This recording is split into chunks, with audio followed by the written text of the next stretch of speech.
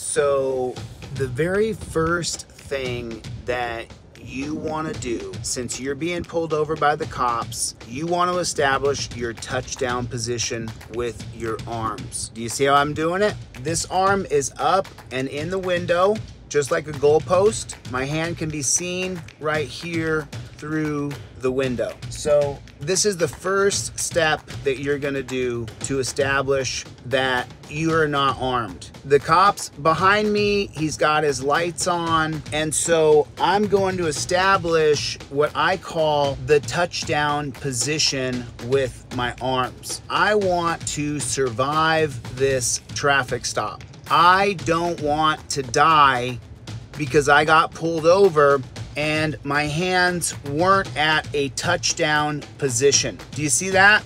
I don't want that cop to kill me. I don't want to die, right? So I have established my touchdown position. My hand is in the window. My other arm is holding the phone. The copper can see my phone through the back window, so he can see my phone. Don't want to reach down. Do not want to reach down. Elbow goes in the windowsill right there. Now, right here, I've got my license, my registration, and my proof of insurance. I got everything right there. See that? My hands never gotta go below the steering wheel. I never have to reach anywhere else. Not at all. I don't gotta reach anywhere at any time. This is as far as I gotta go, right there. My hands are up in the air. The cop cannot mistake my hands in the air. Got my window slightly cracked, 3 or 4 inches. My doors are locked. Now, cop is gonna want my license, registration, and proof of insurance.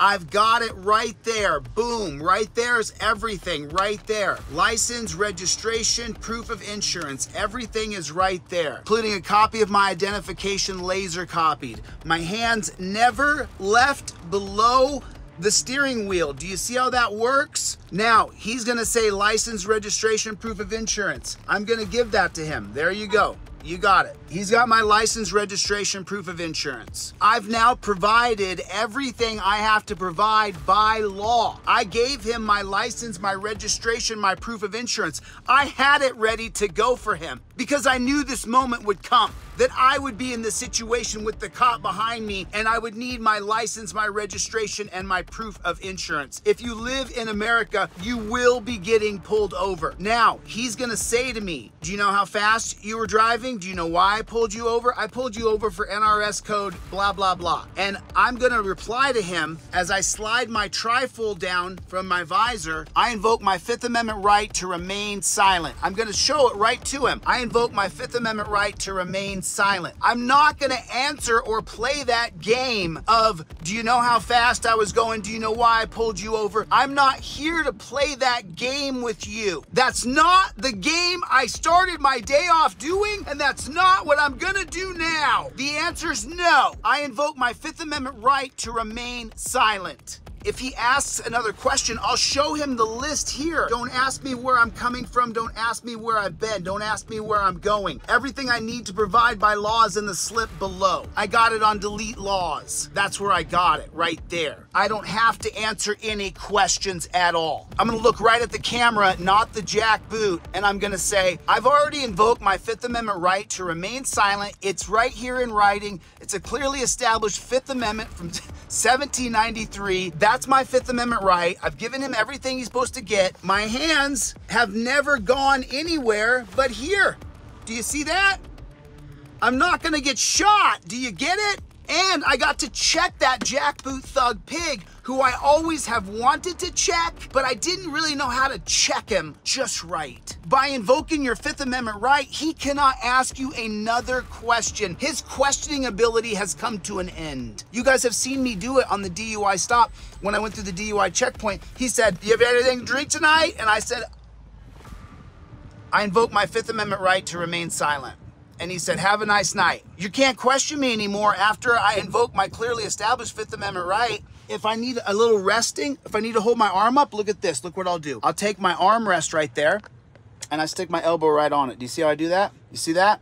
Your arms go to a touchdown position. That's how your arms do it. Your arms go to a touchdown position. You see this arm elbow bend right there? Phone's at the top of it. There's the top of the goalpost. There's the other side of the goalpost. Copper can't say I was reaching. Copper can't say nada. License, registration, proof of insurance, everything was together on a laminated card. I already laminated it.